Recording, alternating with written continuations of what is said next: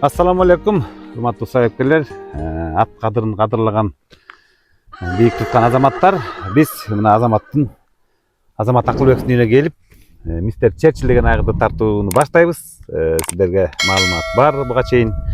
Азамат, эмин мына сеникине келип атабыз. Мына биз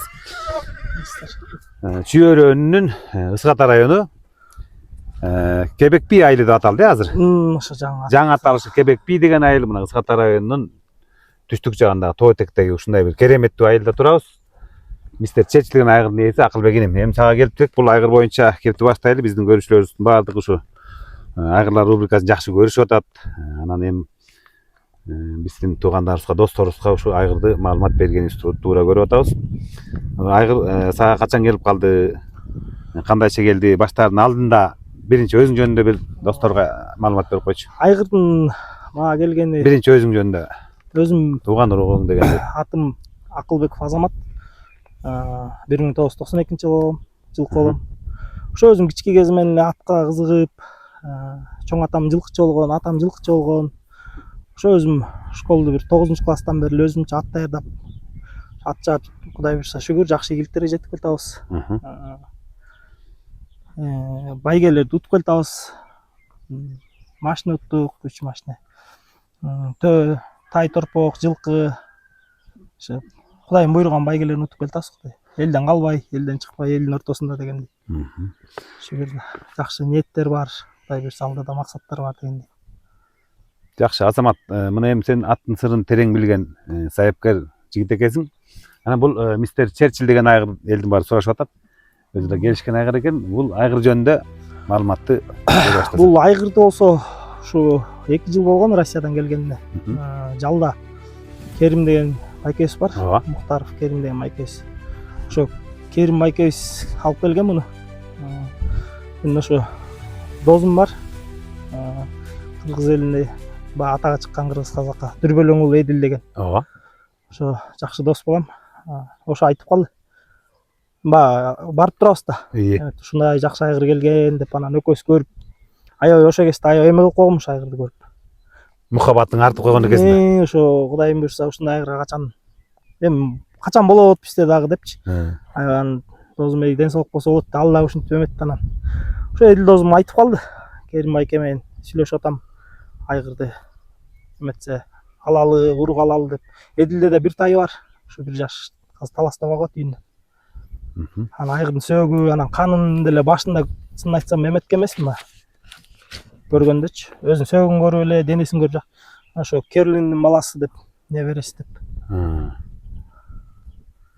Жакшы, анан Азамат, муну эми бул айгырды Кудай буйруп, жаштын тилегин берет деп, өзүңүн ичиңен бир тилек кылып койгонуң орундалып, мына колуңа келиптир, Кудай кааласа. Анан эми мунун көрүүчүлөргө канын айта кетели. Каны мунун атасы Кёрли Клейм дейт. Анын атасы Кёрлин экен. Бул эми Кёрлин бардык биздин жылкы ышкы жакшы билет. Бул дүйнөлүк масштабтагы өтө бааланган, өзүнүн чуркоо тарыхындагы $10 миллион, $11 миллион жакын уттур дейт. Дубай кубту да уттуптур бул. Уткан. Ошо балдары да утту го байында. 2 болуп калды. Грозныйды утту өткөндө 2 баласы. Мунун балдары, тиги Кёрлин балдары, неберелердин баары утуп атат да, ошо жакшы чоң байгелер. Анан ушу айтылуу Lucky First дагы ушу Кёрлиндин баласы экен. Lucky First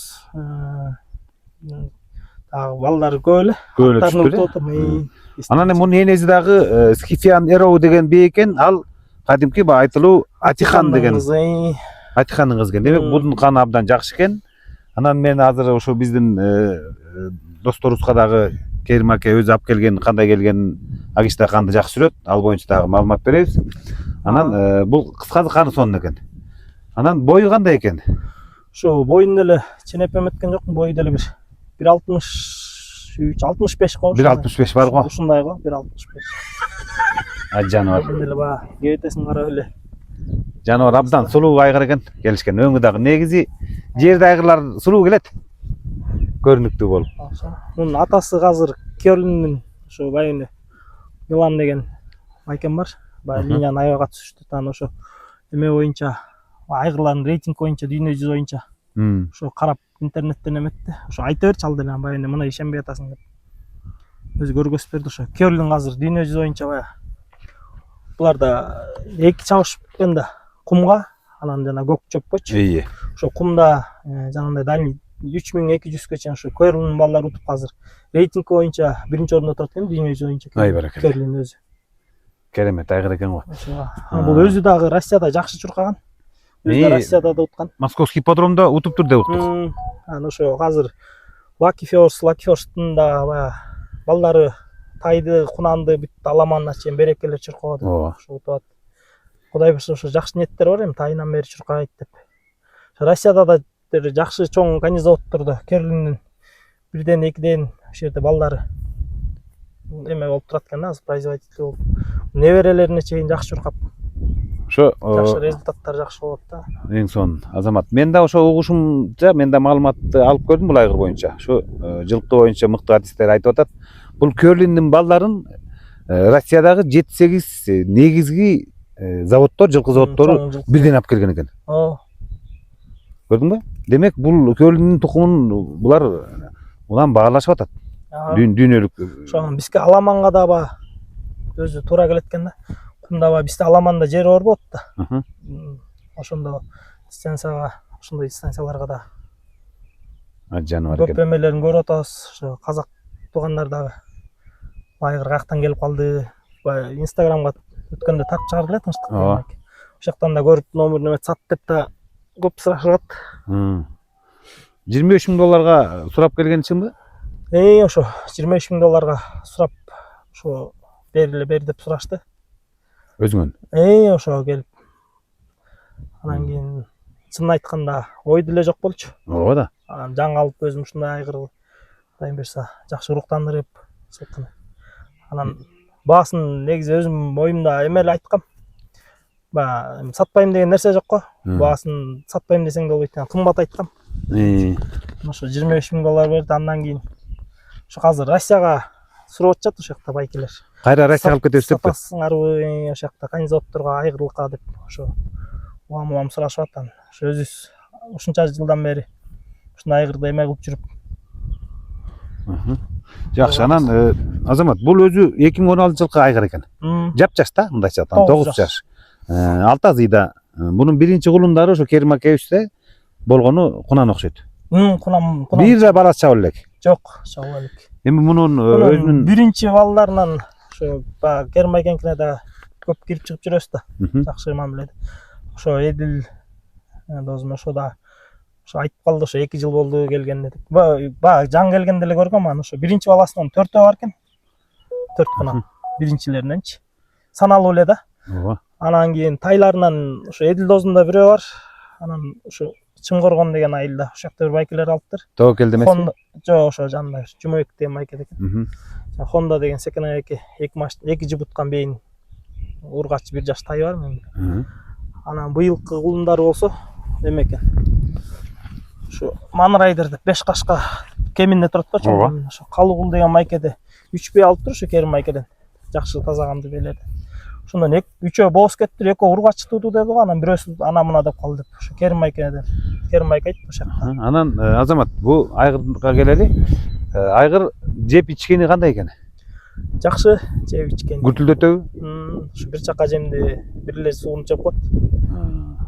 Эмеси, негизи тамак жеген ат жакшы го, тамак жеген ат стили ат жаап эметип жүрөсүз да. Тамакты жеген ат күчтүү болот. Анан Азамат, бул жешкени жакшы экен, бою келишкен экен. Эми маселенин чордону бул бээни кароо боюнча дарамети кандай экен? Ошо бир аз эти бизге эмерек келген эми. Орто болуп, анан өткөндө кичине сырколоп, саколоп, ошондон да эти кичине эметип калды. Жакшы бээ караган. Азыр Кудай буйрса жакшы карап атат. Ошо жана көп айгырларды эле көрүп жүрөсүң, бул караганды жакшы бат-бат. Бир күндө 3төн 4төн бээ карап атат. Эми дагы бир орчундуу суроо Азамат. Эми бул айгыр багы мен өзүмдүн салттуу болуп калган суроомду берейин. Эми мындай мыкты өтө жогорку деңгээлдеги айгырга суроо талап көп. Анан алып келип аткан бээлерге шарты кандай болуп атат? Ошо негизи шарты бээлерди каратып атабыз. Алып келип атышат. Тыйын айтам да. Тыйыны болсо ошо 35.000ден деп койдук. Ошондон каратып атабыз. Таластан алып келип атат бээлерди. Токмок. Ошо өзүбүздүн чүйдөн келип атат. Жакшы бээлерден буюрса коюлуп атат. Жакшы балдар чуркап аткан бээлердики да коюлуп баштады, эми жакшы бээлерден да. Азамат, сен коюлду. ушу азаматтык кылып турсуң, ушундай мыкты айгырды сыртка чыгып кете электе алып калыпсың. Мындай нар жакты көрө билген мыкты жылкын түшүнгөн жигит экенсиң. Анан азыр ошол бир канча бир 15 бээ карап койгондур да. Азыр 13-чү бээсин карап атат. 13-чү бээ. Ошо да чалып аткандар бар, ошо келебиз ана мына деп. Просто эме болуп кетип атат да, бээ көп болуп кеткенден баарын токтотуш керек да. Ооба. Аны ошо эме кылбай. Бээлерди күттүрбөй, кызыр калып калбасын деп. Ошо эме очередь менен коюп атабыз. Кыскасы бунун канун боюнча дагы буйруса Керим Акеевичтен дагы маалыматты беребиз дедим го жана. Анан кыскасы баары төбөрө төп келиптир. Мунун энеси да ошо жана Атихандын кызы да энеси. Скифонеро деген. Ошонун энесинин бир тууган тайжеси Стелла Росса деген дагы 8 жолу биринчи келип дагы көп кыздар бар, көп балдар ушуп аткан эстен чыгып калды. Кыскасы мунун энеси абдан багы Эйпинде отурат эне жагынан. Туура айтасың. Эйпинде бар эне жагында. Секретариатка эмбрижирован дейт. Мунун энеси Эйпиндин небереси экен. Анан Атихан коюшулуп атса, бияктан Smart Track'тын эң мыкты оразы Кёрлин экен. Кыскасы бул Кудай берген бир бизге буйрук болуп калган кыргыз туугандарга, сайыпкер досторго буйрук болуп калган айгын экен. Айгырдын берекелүү болсун, бакканын көлөкөлүү болсун дегендей. Эң сонун азамат. Анан шарттары баягы эле салттуу, сөзсүз ветеринардык справкасы болмойн. Ветеринардык справка. Ошо справкасын алдырып коюп атабыз. Баракат. Эми азыр баардык бул 3 параметри менен мыкты болуп атат. Каны мыкты, чуркаганы мыкты, канына 5 деген балл беребиз, чуркаганына 5 деген балл беребиз. Өзү да жакшы чуркаган. Мына мүчөсүнө кыргызча айтканда, орусча айтканда экстерьер, мүчөсүнө эч жерден айып таппайбыз. 5 деген балл. Бул азырынча 15 балл алып атат. 4 шкала менен алганда. Эми 4-үнчүсү эң негизгиси кулунунан баа. Кулуну. Аны азырынча баа бере албайбыз. Буюрса жакын арада берип коер экенбиз. Бирок муногул кан, муногул экстерьерден кулун чуркап чыкпай коюшка акыл жок дейм да. Ошо жакшы эмелери. Кулундарды ошо жакшы берет экен, кулундарын да көрүп анан алдым ошо. Мен деле ошо Керим Майкеде рахмат. Ошо аябай ауырып айгырды көрүп эмет. Ошо үйүнө чейин бардым Керим Майкен катышып өткөн орозагында. Анан ошо дозум болуп үйүнө жанын койбой барып атып Керим Майкен. Берейин мен сага да. Сен да ушундай айгыр бактанан берип албайт да. Жакшы экен. Азыр мен мына кишенеп атканда байкап калдым оозунан. Азыйын абдан алсайтыр, жакшы айтты. Мен деле ошо өткөндө сиздин берүүңүздөрдөн карап азыйын деп карайсыз го. Ошондой эмет мен дагы кызык болду. Жакшы айтты. Карап көрдүм.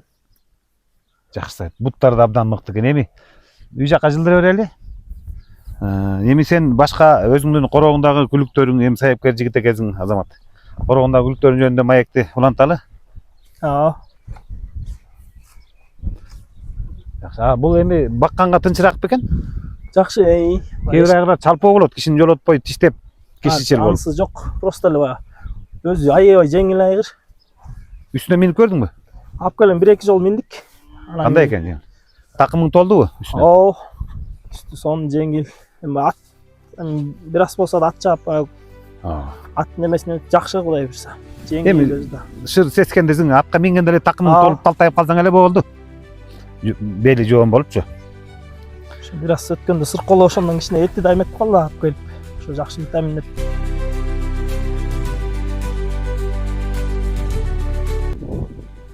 Достор, мистер Черчилль айгыр боюнча дагы жылкы боюнча мыкты адес, ошо дүйнөлүк жылкы боюнча маалыматтар боюнча абдан көп маалыматы бар. Кулун Мурзаев, Милан университетинен дагы ушу мистер Черчилль боюнча маалымат угалы. Милан ушу мистер Черчиллдин каны боюнча өзүң бир жакшы маалымат берип кетчи. Рахмат, менин атым Мурзаев Милан, Саат районунун тургуну болом. Мистер Черчилль жөнүндө айтсак, бул эми таза американец айгыр. Атасы Кельвин Клайн дегендей, энеси болсо Скифен Эроу деген жерде ашка бээ. Муну эми экиге бөлүп айталы, ата жагы да эне жагы. Ата жагы болсо бул атағы даңқ жарған Керлингтің небересі, прямой небересі деп айтабыз. Керлингті бардығыңыздар білесіздер. Абдан мықты айғыр. Дүйнөдөгү кумга жүгүргөн айгырлардын биринчи сабында ошо Керлинг турат. Анын балдары көп. Өткөндө эле Дубайда чабышта мына 2 болгон айгыр ошо Керлингтин небереси. Good Magic'тин баласы, жанагы Mixto деген айгыр. Ошо менен катар аякка дагы бир баласы чабылган, Rotten Roll деген. Ал 8 болуп калды. Mixto болсо 2 болуп калды. Ушул Керлинг өзү Мистер Проспектордун линиясынан. Эне жагын айтсак, бул энеси атагы даңкы жарылган мыкты айгырдын Атихан деген айгыр болгон Россияда. Волгоградский конный заводдо турчу. Ошонун бир мыкты кызы деп айтсак болот. Себеби дегенде Скифиан өрөө өзү чабылбаса да анын бир туугандары катуу чоң байгелерде биринчи, экинчи болуп жүргөн бие. Ушул анан именно Скифиан Эроунун бир тууганы Стелла Росса деген Казанда номер 1 кабулалардын бири да. Ой, бар. Кубок Казанского Кремлян уткан, приз Краса Казанин уткан бие. Анын түгөйү болсо жанагы азыр айтайын. Эсиме чыгып кетти. Анда эстегенче Милан тиги Атихан боюнча айта кетчи. Атихан боюнча Атихан өзү Теннесси деген американец айгырдын баласы. Таза майлер айгыр, билесиздер. Майлер, стайер, флайер деп бөлүнөт го. Таза майлердин баласы. Анын балдары көп. Өтө эле көп. Жакшы балдары көп. Стелла Россо бар, Стай Атлантик дегени бар, мо Казакстанда Кубок Элбасы уткан. Андан дагы Артик бирдеке деп унутуп калбадым азыр, эстен чыгып кетти. Ошол баласы 37 жолу чабыл, 13 жолу чыккан ат. Мыкты экен анда. Мыкты ат, ушундай. Анан эми Керлингке кайрылып келе турган болсок, Керлингдин эң мыкты балдары азыркы дүйнөдөгү балдардын бири бул Good Magic болот бай. Good Magic'тин бирөөсүн айттым жана Mixto'да Дубайда 2 болгон. Быйыл эле мына 25-чабышта. Анын түгөйү Россияда 23-жылы лучший Окс туткан Magic River деген жердеби. Окс тутту 1 айдан кийинби, же 1,5 айдан кийин барып Дербини утпадыбы. Ошо Дербинде Окс туткан бир бие ошол. Good Magic'тин кызы River Magic деп. Бул Керлингдин неберелери болуп атат. Неберелери баары. Анан бул Мистер Черчилль бо инибиздин айгырына кайрылсак, Мистер Черчилль өзү чабылган. 4 жол чабылды деп катталат. 2 жол бири келген, 2 жолу платный да. Ушундай. Анан жанагы атасы, Черчилльдин атасы өзү чабылган эмес, мен сүйлөшкөм. Ээси менен Россиядагы Безбородов Алекс менен сүйлөштүм. Ал алып келип Московский ипподромдо тренировочный моментте буту стукач кылыптыр. Ошондон чабылбай калыптыр. Мурда күнү эле сүйлөшкөм, аны мен тактап. Үйүргө да салынып жетишпей калды. Жок, салынып турат ал. Салынып турат, балдары бар дагы. Жок, Мистер Черчилльди айтам. Мистер Черчилль деген жаңы келди да бизге. Москвадан, жактан Дагестандан келдиби? Жок, Мистер Черчилльди келгени мындай болду. Бул жал айында Керим деген аксакал бар. Ошол киши алып келиптир. Анын тажымакалы ушундай, мен былтыр барып көрүп келгем бул айгырды. Атагы алыска кеткен Кубатай байке деген тааныстым. Ошол байке аркылуу алып көрүп, жактырып келгем айгырды. Жакшы айгыр экен, ушундан кулун алсак деп Кудайдын буйругу экен, бизге келди. Ушул азамат менин иним болот. Ушул. Жакшы, анан Милан дагы бир кыскачараак айтып кетсек, бул Керлингдин бир 7 баласы российский коневодствода 7 жерде багылып атат деген чынбы? 7ден көбүрөөк го дейм. Себеби дегенде Россия Федерациясында чоң чарбалардан колго санасаң эле болот. Мисалы Барсук бар, 711-чи конезавод бар, Прогресс бар, Донской бар, Волгоградский да бар, анан КСК Ахмат, Рамзан Кадыровдун конюшнясы. Ушулардын баарында 1ден же 2ден ушу Керлингдин балдары турат. Эң мыктысы деп айталы, эми бизге белгилүү болгон бул Lucky First Бондаренкодагы турат. Девкалион бар, Донскойдо турат. Good Magic мен Top Magic 711де турат. Прогрессте дагы Корсар бар го дейм. Ушундай. Ахмат КСК Ахматта азыр 2 баласы жүгүрүп атат. Өткөн 23-үндө 1-2 болду экөө тең чоң чабышта 2000 метрге. Кийин Айстын баласы анан кийин Редхет деген экөө 1-2 болду. Мырзабек Апышев 1 болду, Хамзат Улубаев 2 болуп калды. Ошо 2 баласы жакшы жүгүрүп аткан. Мындай экен да, Меке, бу ата баркы менен кыз өтөт, эне баркы менен бөз өтөт деген сөздөй, бу Кёрлүндүн даңкы менен эле бу келаткан айгырлар дүйнөлүк коневоддор, өзгөчө Россиялык коневоддор ушу Кёрлүнгө басым жасап аткан окшойт бирден айгырап келсе балдарынан. Туура айтасыз, туура айтасыз. Себеби дегенде Кёрлинг ошого ылайыктуу болуп жатат окшойт. Менин оюмда мисалы Англия, Европада азыраак, бирок могу Дубай, Америкада Кёрлингдин балдары абдан жакшы результат көрсөтүп атат. Жана башында айттым го, эбемди мангеменин башында. Дүйнөдө экиге бөлүнөт да. Гладкий чабышта эле дорожкага жүгүргөнү бар, кум дорожка. Анан кийин көк чөпкө жүгүргөнү бар. Баягы тур, дюрт деп экиге бөлүнөт, европейский тилде айтканда. Именно кумга жүгүргөн боюнча Кёрлинг мына 27-апрелде акыркы данныйым боюнча меники биринчи местеде турат. Анын балдары ута элек, бөлөктөр анын балдарын ута элек. Анда Кёрлүнгдө күлүгүнөн тышкары кара күч да көп окшойт. Балким. Биздин баабызда бул бизге аябай жакшы да. Аламангач. Бизде көк чөп жок да. Ооба. Жайлоого эле тиги соң көлгө барып чаппасак калган жерде бүт кумга чабабыз. Ооба, кумга өргө чабабыз. Өргө чабабыз, чубама бар. Ушундай. Анан азыркы учурда Кёрлинг кумга боюнча биринчи болуп турса, Френкель көк чөптө отурат. Экөөнүн ошо бири-бирине талашып турган кези. Ай керемет. Бирок менин оюмда Бистер проспекттин линиясы улам алдыга кете баштагандай да. Себеби дегенде Дубайдын балдары жүгүрүп келатат. Ага деле Бистер проспекттер бар аягында. Мистер проспекттин балдары көп, өзүңүз билесиз. Вудмен бар, Макиавеллен бар, Мизваки бар, Галилеонун эмеси таятасы. Седлерс велосипед уже азайып бараткандай сезилет да, мен үчүн билбейм. Мен өзүм турат да. Эмике баяныбыздын мына кичине чакан маегибиздин соңунда бул мистер Черчилль анда перспективдүү келечектүү айгыр экен да. Менин жеке оюм боюнча Кыргызстанда 3 айгыр болсо, мен жеке оюм, мен бирөөгө таңалабайм. 3 айгыр болсо, бирөө Perfect Speaker, стеги, таластагы, бирөө Черчилль. Бирок үчүнчүсүн дагы айтпай турайын анда. Мындай кылалы Бике. Бул абдан жакшы. Эми Баке мындай тарыхта мындай нерсе бар да, өзү зоотехнияда деле. Каны жакшы болсун, чуркаганы жакшы болсун, экстриери аябай жакшы болсун, бирок үчөө тең жакшы 5 балдан алып турандан кийин тукуму чуркаба калса, топтур айтат. Илгери сайысынганда кулагына эн салып туруп эткете көрчү экен. Анан булар ошондой болуп калбаса экен деген эле тилек. Кудай сактасын, мен өзүмдүн баамда бул экөө сөздүн иши айта элек. Мисалы көп айгырлар айтып келип токтоп калат го. Анан өзүмдүн жеке оюмда ошо Таласта Кара Суу районунда деп айттыңыз өткөндө. Кара Суу айылында ошол Perfect Speaker деген айгыр. Себеби дегенде ал билесиз да, пулпитке барат да. Бул биздеги айгыр Кёрлингке барат. Анан азыркы дүйнөдөгү жакшы айгырлардын же эне жагында, же ата жагында экөө ойноп турат да, Каныч. Баракелде. Ушундай мен өзүм жеке оюм бул Байке. Эң сонун. Бул эми жеке оюң, бирок бул сенде маалымат да көп болуп атат. Өзүң анализ кылат экенсиң дүйнөлүк маалымат. Эми интернет булактарынан алабыз. Анан ушу пулпит деп айтып калдың. Ушу пулпит жөнүндө да бир кыскараак көрүүчүлөрүбүзгө пулпит жөнүндө бир маалымат бере салчы. Пулпит өзү Эйпиндинин баласы. Пулпит өзү жакшы чабылган айгыр, жакшы жетишкендиктери бар.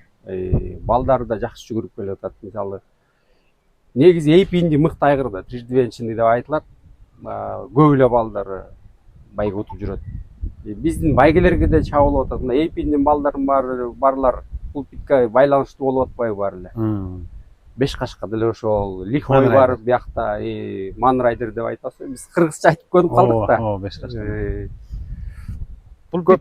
Пулпит өндүргүч айгыр катары дүйнөдө абдан салмактуу. Салмактуу, албетте салмактуу. Пулпиттин каны менен Дубайды уткандар бар, Кентукки дерби уткан аттары бар. Көп Бразилияда жүгүрүп жүргөн балдар бар. Мен баамда да ошол. Ал менен эле биздин айгырдын чоң атасы Кёрлингде өзү Дубайды уткан, билесиз. 2008-жылы Дубайдын кубогун уткан. 4 жашында утуптур дейт, 3 жашында казыр айтып берем. 3 жашында Тридвенчини болмок бул айгыр. Бир чабышында Прикнесте 1 болду. Бельмон стейкте 3 болду, Кентукки дербиде 2 болуп калды да. Ошол жерден эле билсеңиз болот, бул айгырдын деңгээли. Кентуккиде 2 болуш деген бул чоң иш да. Анан 10 миллиондон ашык призовой фонду бар бул айгырдынчы. Бул алдыңкы мындай 10 миллиондон ашык уткан айгырлар сейрек го дейм. Албетте сейрек. Азыркы заманда Америкада чоң чабышка киришиң эле кыйын го. Ооба да. Бизде деле укмуш болуп калбадыкпы? Эң сонун жакшы болуптур. Азамат, эми айгырды болсо көрдүк. Эми сен өзүң сайыпкер жигит экенсиң. Сайыпкер жаатында кызматтың кандай жүрүп атат, ишиң кандай жүрүп атат дегендей. Бул ат боюнча биздин көрүүчүлөрүбүзгө эми баяндай кетели. Бул ат 4 жашта байке. Кайман аты Тигр. Ого. Атасы болсо атактуу Кумен деген айгыр. Энеси болсо Жылдыза деген бекен. Ошо Лимиттин кызы. Ошо бул үстө 4 жаш болду октябрда. Ошо эмеде Заряда элдин баары эле тааныйт болуш керек. Тигим Сережка байке. Ошолордун коросунан туулган. Ошо кишинин колунан, ошонун селекциясынан чыккан. Ушундай деп атасыз. Быйыл чаптыңбы? Бул быйыл 2 байге кошулду. Бирөөсүндө ошо биринчи болду, экинчисинде Токмоктон Кегеттиден 2 болуп калды аламан. Ошо жирасети арыгыраак болуп. Чомада, Ана ошойдон. Бир болгону кайерден болду? Биякта жестелер байга өткөрөн, Бекзат деген жестеси. Ошол жакта чабышта ошол жерден биринчи болгон. Алдыдагы максаттарың кандай? Ошо буюрса ошо жакшы аламанга ошо өзү да арык болчу да. Ошо эттентип жакшы эмеге байгелерге чабайыл деп сактаганан ошо жаңы минип атабыз. Ошо иштетип атабыз. Алдыда 24 майда Талас кубогу деген байгези абдан барандуу болгон чоң байга өткөн жатат. Ал боюнча маалыматың бар да. Ошого даярдыгың жетишесиңби? Августка барабыз го муну. Август айына, июль август айына. Ошо дагы бир аз оңдоп антинтип алып. Жакшы Азамат. Эми мыкты экен мунун буйруса атың байгелүү болсун. Чакан кичинекей ат өзү. Эми чакан ат шайтандын чоңунан кичинеси мыкты деп коет го. Азыр кичинекей аттардан түңүлбөш керек. Анда кунаны көрөлү, Азамат. Кийинки даярдап аткан бөлүгүндө.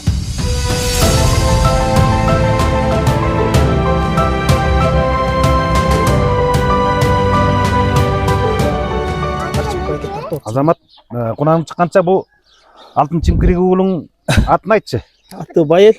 Байел. Өйдө көтөрсүң? Аты Байел 3 жашта бул. Жакшы. 3кө чыкты, эң кичи балам. Мына өтүгүн тескери кийген бала мыкты болот келечекте. Ошо. Сүйлөйбү? Атын ким аласың айтчы. Атың ким? Байел. Я. Байел. Байел дейт, Ким аласың айтчы. Ким аласың? Атаң аты ким? Акыл. Yazım kim deyт? Акыл. Акыл дейт, Ооба, чоң атасынын атын айтып аткан турбайбы? Ат жакшы көрөсүңбү? Мына өмүрүң узун болсун. Эл баккан Азамат бол. Келечеги кең болсун. Мына балдар, достор көрдүңөргү? Саяпкердин уулу. Мына болор бала богонан деген ушул чыйрак балдар, ушу Кыргыздын балдары, келечеги кең балдар. Байкесин көрүп ат талашып эле алып, менси ыйлап эле ичип. Атка кызгат турбай. Бир байкеси. Баркал.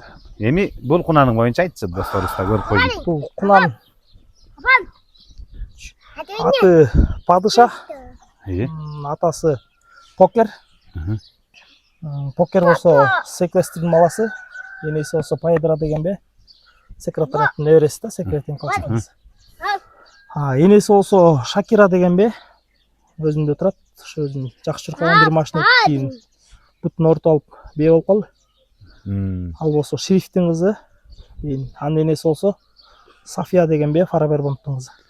Сафия болсо Абдыразаков Нурдин байкеде Сирен деген көккө сырттан бооз келген, ошо Сафия мунун тайнеси курсагында келген да. Баракалла. Сиренин каны бар экен да буда. Ошо энеси жакшы чуркаган, атасы да жакшы чуркаган бул Покер. Ошо Эдил дозун чапкан мурда. Ооба. Аякта да машина жакшы эмет, кийин айгырлык алып мен бээ коюп, анан даярдап 2 машина өттү. Атасы ошо буту эме боюнча. Покер. 3 жолу чаптым, 3 жолу бир болду. Экөөсүндө машина өттү, бирөөсүндө акча алып. Өзүң сууттуң беле? Өзүм ошо жазында бээ коюп, анан күздө. Эми бен сезон бүткөндөн кийин анан Бадың. иштетип, ушу бияктан бир машина уттук анан Ба. Аксыга барып, Аксыдан Карагыстын ээси Нурбек байке. ооба. Ошо Нурбек байкенин атасын аш берип ошеген Нива сайганда. Ошол жерден атасы биринчи болгон, Кара Шуңкар Шакын байкеники эки болгондо ошол жерде. Бунун атасы покер. М, Эми бул былтыр тайында чабылды беле? Бадың. Жок, муну ушу жакында үйрөттүк. Да сакоо чыгып кышында. Ошондон эметти, өзү да кечирээк болчу. Жакында үйрөтүп минип баштадык ошо. Чабыш көрөлө экен. 4-5 күн болду, буюрса. Бадың. Жакшы. Бадың. Азамат эми чапкан таптап аткан аттар. Тапкан ат таптаган атың байгелүү болсун Азамат. Баккан айгырың берекелүү болсун. Баба. Ушинтип эл керене жарап, эл кызматында жүрө берле Азамат. Монда болгон уулдарың өмүрү uzun болсун. Микрофон. Мына карачы Азамат. Чыңгызхандын баатырларында болуп чекшеңдеп туруп уулуң. Рахмат. Жакшы экен. Ишиңе ийгилик болсун. Сизде ишиңизге ийгилик. Ай баракелде мынакей. Ошону күзгө чабалды ошо аракет кылып атасыз жаңы. Жакшы эле. Сонун экен, эми эттүү экен али. Мунун күзгө сорго даяр болот го. Ошо күзгө мен колум көндүрүп.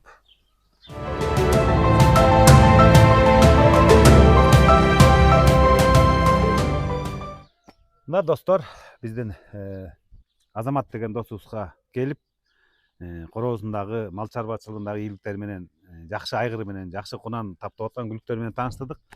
Азамат эми ушундай жигердүү эмгек кылып атсың, ушу жылкыны асылдандыруу багытында. Ушу ишиң ийгиликтүү болсун, өмүрүң uzun болсун. Ата энеңдин, элиңдин кызматын кылып жүрө бер. Баардык саекберлер жамааты сенин ушу жакшы айгырың күчтүү болсун, мыкты уулдар чыксын деп каалайт. Анан өзүң дагы досторго болгон бир эки ооз сөзүң болсо айтып койсоң болот. Эми небиз элибизде жерибизде тынччылык болсун, токчулук болсун. Ошо эл жерибизде тынччылык болсо, той топур көп болот. Ат оюндар Кудай буйрса жакшы, эми жакшы байгелер сайылып, жакшы чабыштар өтүп атат. Ошо ат үстү ат даярдаган досторубузга, үзөңгүлөш досторубузга ат чабуу жеңил болуп, аттар байгелүү болсун. Аттар жыгылбасын, чалынбасын. Ошо баары эмгектери, мээнеттери кайтып жакшы үзүрүн көрсүн аттар, таптап аткан аттар. Рахмат. Рахмат Азамат. Мына достор, Азаматтын короозу ачык, эшиги ачык, айгырды көрдүңүздөр, келип мыкты өтө мыкты бээлериңиздер болсо, алып келип кое берсеңиздер, Азамат иштешкенге даяр. Кең пейилдүү кыргыз мүнөзү мына Азаматта сиздерди күтөт. Азамат, мейли анда жакшы ийгилик болсун. Жакшы, сизге да ийгилик, иштериңизге.